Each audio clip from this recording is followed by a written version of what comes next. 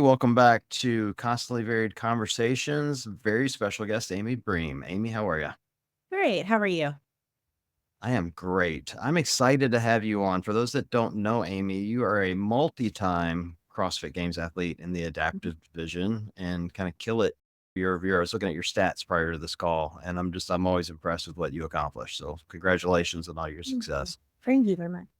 There's a lot going on in the adaptive community, which is why you're on tonight to help Mhm. me sort through it. I had been blown up with DMs the last 3 or 4 days, as usual, when during game season, when things Yeah. happen. It usually happens during, like, review period when people are looking at videos, but now it happens to be around the prize first and uniforms, which seem to be the 2 big topics, with the topic of the day being that the overall price purse has reduced by, if I'm remembering right, 55 grand, I think. It went Mm. from 160 to 105. And it sounds like the uniforms that which are being provided by Northern Spirit are going to provide like three sets of uniforms for a 10 event competition. And so there Mhm. seems to be some, I don't know what the right word is, anxiety, maybe is the best word to use there around some of these things. So I thought maybe we could just discuss it and Yeah. and go through it. You're obviously very well connected in the community. Mhm. What's been the feedback to you from people around these big ticket items? Lots of emotion, lots of anger. I have not spoken so far about it or posted or anything, but I've seen I obviously have friends involved and everything. And I want to say I'm not competing this year, and it had nothing to do with any of the change of the organization of anything. It was like just personal shift in my life of what I need to focus on. But of course, I'm still very much like involved in the community. So, yeah, lots of I've seen a lot of anger and a lot of, feelings of injustice from most athletes that I've seen post. Not all, but most. I was a little surprised by the number of DMs I got only because and obviously I'm not an adaptive athlete, so I don't follow the sport on that side. I don't follow Mhm. any of the sport that closely, but really don't follow the adaptive side as closely as someone who is in that community. The press releases I had seen, obviously, it was that they were bringing in 15 divisions this year instead of, I think it was 5 or 6 last year, basically tripling the competition year Mhm. over year, which I thought was a huge value add to the community itself. And then to see this backlash around price first surprised me. Did it surprise you at all? I if I'm being honest, no, it didn't surprise me. If I'm being even more honest, it disappointed me to see the response to it because I think that there's a lack of stepping back and seeing the why and the big picture of everything, and I'm sure a lot of people would be shocked and not pleased to hear me say that, but we can go in to discuss those things, but the response didn't shock me. When you say the why behind it, what do you mean by Mhm. that? I think I don't know if everyone understands this, but for to see CrossFit, I think a lot of the response, again, it's not that people don't have a right to feel upset. It's not fun to see like such a disparity between what adaptive athletes make if they podium versus the elite able-bodied or other divisions. But it's important to understand that CrossFit is a business, not a charity. And it can't, every decision can't necessarily be based on what we want to happen. It has to come down to numbers to an extent. And CrossFit has lost a significant amount of money investing in adapt divisions since they started in 2021. I don't know if people realize that. They think they're making profit off of us. They're not. They're it's been investment only. And not only has it been investment, but it's also been a lot of emotion and tension every year over something. And that happens in all the divisions. And I'm not even saying that there wasn't reason for that. I experienced that myself. Like I competed every year and I went into situations, quite frankly, that were really hard to go through and on the competition floor. But in my opinion, this year, them separating into the 15 divisions, whether or not you liked that approach, it was their way of taking a step forward to improve the unfairness of previous years. But with that, there's 15 divisions, there's 3 podiums, like you can't expect CrossFit to keep pouring more and more money into something that's one, not making money, and two, now we have a lot more podium finishes to pay for. So, yeah, those are some of my initial thoughts of, like, yeah, that's not fun, but it also makes sense on a mathematical standpoint of why it's happening. The thing that jumped out for me on it is I can see the point of it feeling as if disrespect when you just say, "Hey, last year we had a total price first of 160,000, Mhm, and this year we have a total price first of 105,000."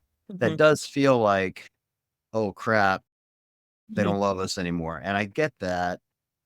For me, I reached out to Kevin Ogar yesterday, mhm. and he was great. Jumped on a call with me really quick. Like, you can not say enough great things about Kevin Yeah, Ogar, who runs Wheelwad and is significantly involved in this competition.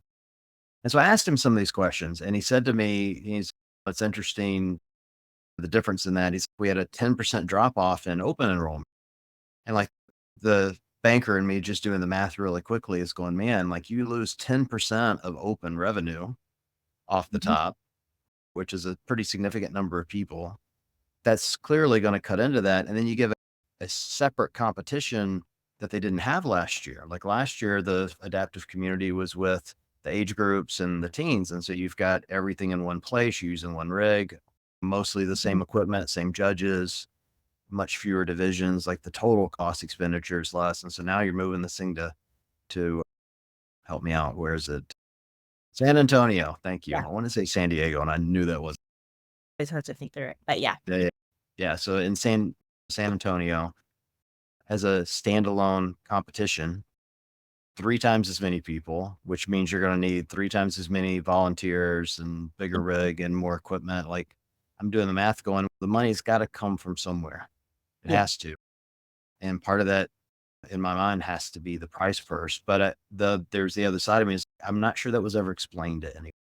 No, and I do wish that, 'cause those conversations I think are very important to explain it. I'm just like, "Hey, this isn't meant to be a personal attack on adaptive," because I've seen a lot of responses, again, of people commenting things like, "They never cared about adaptive," and I do agree that CrossFit can do a better job of showcasing adaptive and make strides to get it better. It's been a very messy process since the start, but I think that this year is not going to be perfect, but it is their version and their way of trying to make better strides. I Right. trust the people doing the programming this year and the fact that they've separated out the division, even when I'm not competing. Like, I decided to take a step back. They announced all of this, and then I was like, dang, that's going to be a way better form of a competition than what I've experienced the last 3 years.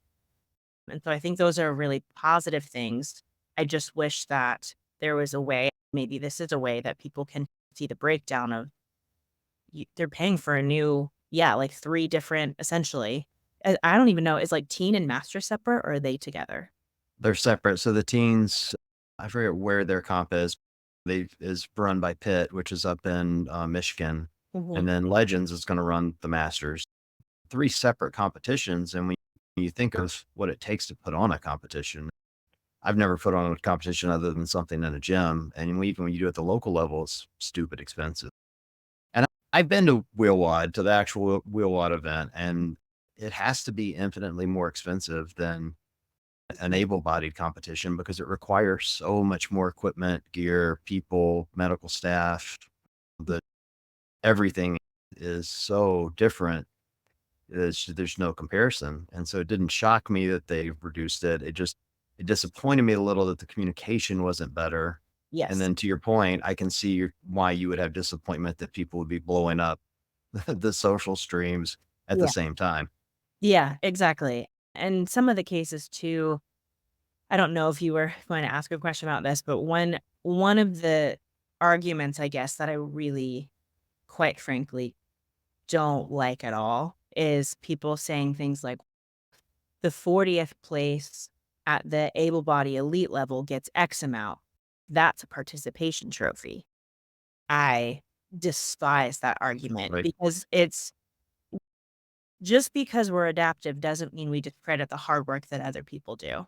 And those 40 people at the games are in the top percent. And yes, adaptive is too, but they have numbers wise, they have had to put in a lot of reps to make it to the games because there's so many more people in their division. And so to try to compare it, it's apples and oranges.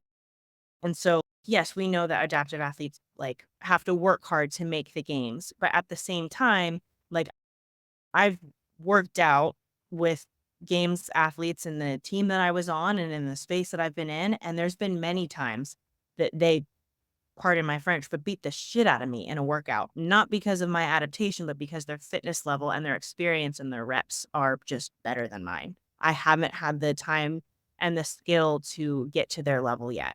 And so I hate the kind of argument that, yeah, they're getting a participation, they're getting paid more than us to be 40th.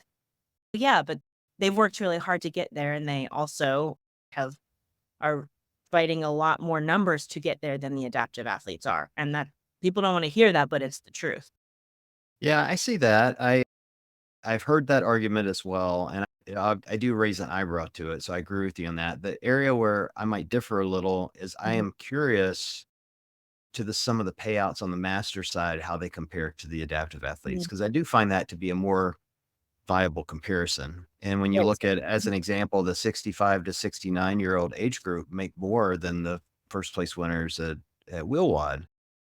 And so I'm sure there's a reason for that. If I had to guess, it's probably because you have far more masters athletes enrolled in the open than you do adaptive athletes. Like, it makes sense to Yeah. me, but I don't know that for fact. And the fact that I don't know that is there's no press release or, Yeah. or medium that has explained that to me properly to understand it. And so I think, again, it goes back to good communication would solve some of this, both for the adaptive athletes, the masters, and the elites probably don't care, but they Yeah. might, I don't know.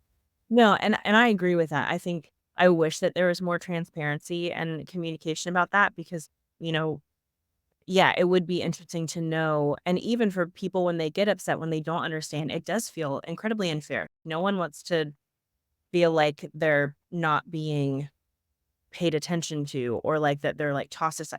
That's not a good feeling. But to just getting an understanding, hey, like this was the profit brought in each of these divisions. This is why the money is being allocated as it is. Not only that, but this is the case. This is how we improve it. Like what needs to happen for these circumstances to change. The other thing I've heard from several athletes is probably the overall or the overwhelming feeling that they work every bit as hard as any other athlete competing, and it's the lowest payout. And I guess I can't honestly can't speak to that. It feels as an able-bodied person that would be accurate that if you're part of the adaptive CrossFit group, you're not only having to physically adapt and work harder in the gym, but then you have to deal with all the other stuff in life. And this uniform thing is what's really keying people up because of that. Because now they're thinking, okay, I'm going to get 3 uniforms, which is nice of Northern Spirit to do that. I'm not trying to shit on them, Yeah. but it does mean you're going to be washing clothes for time as Mhm. soon as the workout's over. Yeah. You know, And I understand that. Yeah, they will be washing clothes, and that's not an ideal situation, and I don't know the reasoning and the budget behind that. But I think again, like transparency about was it just a budget allocation? Like they just didn't have that left for them. With all of that, again, like I'm probably gonna have some people be upset for me about this because I am like in the adaptive space and I'll say I also don't like when adaptive athletes assume that they've put in just as much work as all of the other divisions. Sometimes that is the case. It is not always the case. And there's reasoning for it. And most adaptive athletes are not in a place they don't have the sponsorships to be able to do something full time.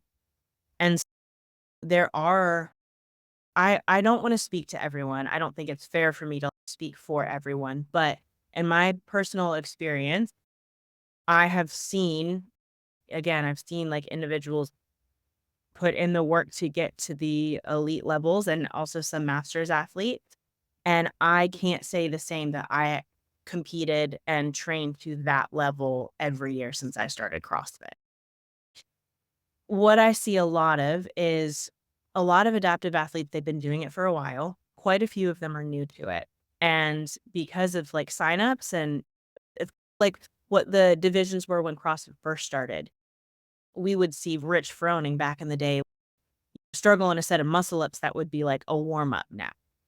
But like it's people get better every year. I think CrossFit adaptive divisions are in those beginning stages. I think that we are learning skills, we're getting our fitness up. We're also figuring out what our bodies are capable of because that's a unique thing to adaptive. We don't really know what we're capable of. I said things a few years ago as like, I can't do that movement because XYZ. Then I challenged myself or I was challenged by someone else and said, actually, there is a way to adapt that movement, but you have to like work to get to that level and then do the progression. And so I think it's a little bit messy because like adaptive athletes are still in that space as well. But regardless, CrossFit only started hosting competitive adaptive divisions in 2021. So again, you have athletes that were doing that before, but on a competitive level, 3 years, that we have lots of years of learning our skills and what we're capable of. And I think that as athletes find out more and more their capacity, they're going to realize how much more even their fitness level can improve. And yeah, I don't think it's always like an easy comparison. I don't think that people realize like doing CrossFit full time versus training but not doing it full time are two very different things. Yeah, I think often that feeling of I work as hard as blank is more verbalizing I'm not being seen for what I'm doing. Yeah, in some cases, I'm sure you're absolutely right. It is just a direct comparison, but I think Mhm, often it's just athletes feeling like they haven't been heard or haven't been seen. And I just keep coming back in my mind around what these issues are and how easily a lot of them could have been avoided. Like the uniform thing to me seems mhm, a little bit like it should have been a good news story and somehow turned out to be a bad news story. Like Northern Spirits providing these uniforms for free, it's costing them quite a bit of money considering the number of athletes are there. Northern Spirit, to my knowledge, came in last moment at semifinals. So it's not like they've been a sponsor of these things for years. Just maybe better communication or press releases around the who, the what, the why, and the how that yeah, could have helped people really understand what this was going to look like so they could budget for the trip, mhm, right? I think that's part of it is that these trips are expensive, and especially for adaptive athletes where you have to bring more people with you to help and mhm, get things done. So I just think better communication could help. And maybe on the athlete side, I think it's totally fine and great that people are verbalizing that they want more and that they expect better.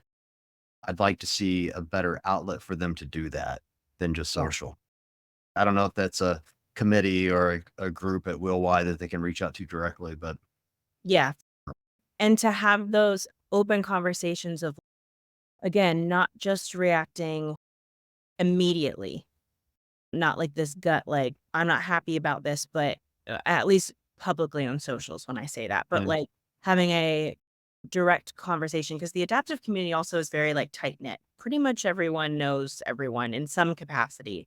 So it's if something is happening that you're not happy about, how can we bridge some kind of conversation with CrossFit, with adapt, whatever it would be to get a little bit of more insight of why this is the way that it is. Because I agree with you. I do understand of people not feeling like they've been heard. I felt like that many times in the CrossFit space since starting to compete, and it's not fun. My hesitation and the whole reason too, because I know like people are probably going to hear things that I say today and not be happy with them. But the reason that I think it's so important to like be aware of how we respond is we want everyone wants the same thing, I would hope, in the adaptive space at least. We want it to keep growing. We want more money for adaptive athletes, we want more sponsorships, we want more opportunity. And in order for that to happen, you need to make sure those open lines of communication stay open. And so just like blasting negative feed on social media constantly, in my opinion, is not the way to go about that. It's not going to actually create the change because I've had conversations with people that are like that are trying to get sponsorships for not individual athletes. I'm talking about like sponsorships for the games themselves for adaptive athletes. They've said companies are actually hesitant to sponsor sometimes because they don't want to accidentally offend because they see how passionate the response is sometimes. And that's not what we want. And that's not what anyone even expressing their frustration wants either. I think it's just like, how do we feel seen and heard, but do it in a different way than what's happening right now? Yeah, when I talked to Kevin, he had a few really good points for me that really made me think I had not considered. He said, "John, they didn't do a games prize purse for 3 years, from Mm, 2007 to 2010, like, the first prize purse was 2010, so for 3 years, people were competing without a penny, and this is really the first year, like, I know the adaptive community has been at the games, but this is the first year it's a standalone competition on its own opportunity, and the chance to run it and see what it can actually be. So we don't even know yet if sponsors are going to care or they're whether they will or won't. You don't know what the attendance is going to look like. You don't know what the how the comp's going to come off. Like mm, this is a real test. And probably the other piece I would point out is if the games is screwing things up for you, then you're a real games athlete because they screw it up for the elites too. yeah. You know, it's not like not like these things run perfect year in and year out, there's always something Yeah. that's broken, always. And maybe that is the difference is that you rarely see elite athletes blowing up social, although some have. Yeah. Yeah. Somehow. And yeah, it's, I don't want to feel like people like need to like shut up and don't have a voice. It's not that, but it's like this overwhelming sense of know the power that social media has. And when you speak, people will listen that have no context of the situation. And so you want to make sure that even if you are upset and if you have a right to be upset, that you're bringing in the full, you have knowledge of the full context because people are going to jump on your bandwagon regardless. That's like the way that it works sometimes. And that's like that's a power. And I think that we need to take that pretty seriously sometimes. So not Trust me. small. Yeah, trust me, I've been guilty about popping off on social media too quickly without all the Mhm. facts, and that's never the right way to go. But I could this is a kind of a unique situation. I can absolutely understand how passionate people are when Mhm. as hard as you work to get to the games to begin with, and then to have it feel like things are being taken away without a good explanation. And that's kind of the point of all of this for me is I really think a lot of this could be cured with just a better communication strategy, one way or another. It reminds me a little bit last year. You remember when they put out the press release saying, "Hey, age group teens and masters are going to have a live stream." Like, they put out a press release and they like it was fanfare, and then it turned out to be a static camera from like 1,000 yards away. That's exactly the point, is like you need whether it's a press release or some sort of news conference or whatever, where people can ask questions and get the details out, and it's not being the news isn't being broken by barbell spin and morning chalk Mhm. up, like, it's being delivered directly from CrossFit headquarters. And everyone can listen, and you can go back and watch it on YouTube and get the answers, and I think it solves these problems, and you don't have people losing their minds over Yeah. they may still lose their minds, but, They you know, don't lose their minds. And that's the thing that you have to keep in mind too. As long as I think that's right. I think that's something that CrossFit can do better and that we can have better communication. But even so, it doesn't mean that it will change the outcome right now. It might not be what adaptive athletes want to hear right now. But with all of that, I think anyone in the adaptive space, again, like if you want it to grow, you have to see the bigger picture. You just that sounds a little like whatever, but I am probably never I'm not competing this year, but, like, coming back competing, whatever, I don't expect to have, like, the ideal circumstance ever because it's so new, and I just happened to get on it when it was so new. But I hope that the next generation of CrossFit I hope that there's middle school girls who might be missing a leg or anything like that, that can see what's happening and say, "I wanna do that," and getting in the gym now and getting their skills and their fitness up, so when they're at the age and ready to do it, they're, like, way better than I am.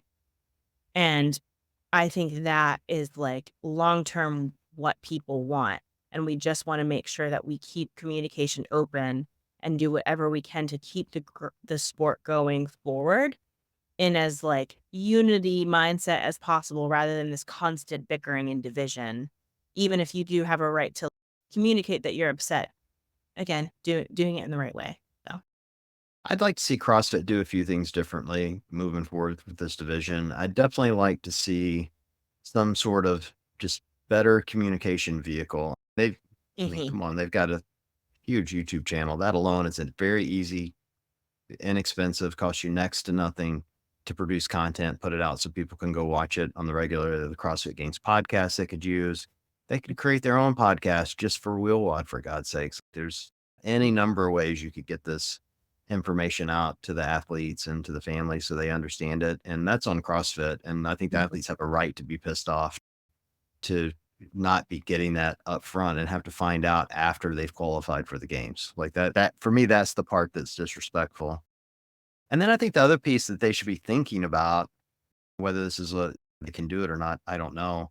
I'd love to see all of these competitions stand on their own feet. Like I you could use Rogue as an example of someone who has created a competition outside of the CrossFit Games and they do a variable payout, meaning the more people that show up at the event, the more people pay for the stream, the higher the prize purse goes to the Mm. athlete.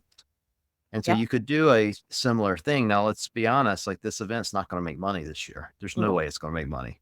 No. None. And so they wouldn't be able to pull that off this year. But if you're telling the athletes now, look, this is what we're building toward. We're trying to build toward an event where you do have a better payout, but it's going to require you as an athlete to tell your family to show up, Yeah. right? Or to buy the live stream. Like you got to help us out and get your friends to sign up for the open and be a part of it and help us grow it and build a community. And I think what you'll find the more you do that, you'll have more recognizable faces like yourself or Mhm. Casey or Mhm. Tom or some of like the most recognizable faces in the sport now become very commonplace. And then you've got, Yeah. a dozen of those and people show up for their favorite athletes. Yes. And I think, yeah, that's so important because it is very easy. Now, I do want to say there are some athletes in the space who are really great at this. Mm. Yeah. But as a whole, like we all need to keep showing up. It's easy to be like, this needs to happen, more money, but it's, did you pay for tickets? Watch the stream. Like we also have to be a part of that. Like I'm not competing this year. I'm investing in going to the games, like the adaptive games to watch it. That's just it's part of we have to as much as we want things to change, we also have to be part of the change in a positive way of showing support. Yeah. I think that'd be a really easy thing for the community to band together. And I think CrossFit should leverage that and start pulling some of these athletes together for problem solving sessions. Like I it's beyond me why maybe they're doing it. I shouldn't say because I don't know for a fact, but it would make sense to me just to Mhm. pull athletes in, even if they're just straight up random. But we know who the top athletes are. Pull them in for a Q&A session and Mhm. ask what they're looking for out of these events before you release it. Yeah, Like it just would make sense to me. But there's a reason why they don't let me run the company, Amy. There's a good reason for that. same. Sure. Before we wrap up, what's next for you? What do you have coming up? This year, I've worked really hard on the business side of things for me. So that looks some motivational speaking opportunity. And also, I've created a lower amputee program for actually not CrossFit related, but just brand new amputees trying to gain trust with their prosthesis. I've been doing things for a while. I've been training in person and online and one on one, all of those good things. But ironically, people I think expected that I would only train adaptive athletes. And I actually mostly have not trained adaptive athletes. I have a few here and there. And so I've had programs that are like for everyone, and that's great. But I have seen like a need for not just, it's really cool to do CrossFit and do these things, but there's so many amputees who like don't even know how to do the basics of taking a step and getting into the gym when they're terrified and all those things. So that's where my focus has been trying to serve in that way. And I'm still training. I'd like to come back competing, but I'm in the very baby stages of growing everything for myself. So I wanted my focus to be where it needed to be now with the hope of coming back. So That's great. If someone wanted to find your program, where would they look it up? Where are you on the they can web? go to my website that I talk about it on my socials a lot, one leg to stand on, but they can go to amybream.com and then I have all of my programming and information on it there. So And your Instagram is one leg to stand on, right? one stand on. You got to use the leg joke. This is why I love the adaptive community. You all have the best. Instagram handles. I was talking to Kevin. I actually talked to his Mhm. wife the other day. For those that Mhm. don't know, Kevin's in a wheelchair. His wife messages me, and her Instagram handle is the walking Ogar. I'm like, "Are you kidding me?" I'm like, "Are Yeah, you kidding me?" I will So, yeah, that's the things I know that I've been sounded, like, pretty harsh on some things. There's a lot of wonderful things about the adaptive community. They're obviously their sense of humor and, like, when you're at competitions, the feeling of, like, camaraderie is just like none other. It's incredible. I adore the adaptive community. I love going to Wheel Wad. I love getting to chat with the athletes. I hope none of this came off as a bitch session because I don't feel like it Mhm. was. I feel like the adaptive community has some very valid concerns here that that CrossFit has addressed. They just haven't communicated it well. Mhm. Ultimately, that's what it comes down to for me is that better communication would fix a lot of this. And I want that adaptive community to continue to be vocal about their needs. Like you need to stand up for what you want and what you need and ask for it. And you're not going to get everything you want, just like in life. I know I'm turning into a dad speech here, but that's the way it works. It's true. I've had multiple I've had many conversations like that in my own journey of as an athlete. I had one conversation where I was, like, upset about things. I wanted to go to socials, and I didn't really know how to communicate what I needed, and I had a very close friend in my life speak to me, and he put me in my place, and he's like, "Now's not the time for that because this isn't Yeah. about you right now." And so, I was able to communicate those concerns, but not in the way that I initially wanted to. But it like, those conversations, I think, are important to have with your people too. I appreciate your perspective and willing to come on and chat about it. We're gonna have a lot of adaptive conversations on this channel moving forward, and so it's really nice of you to come in and do this. So thank Yeah. you. Awesome. Thanks for the opportunity, John. I appreciate you. All right, appreciate you joining.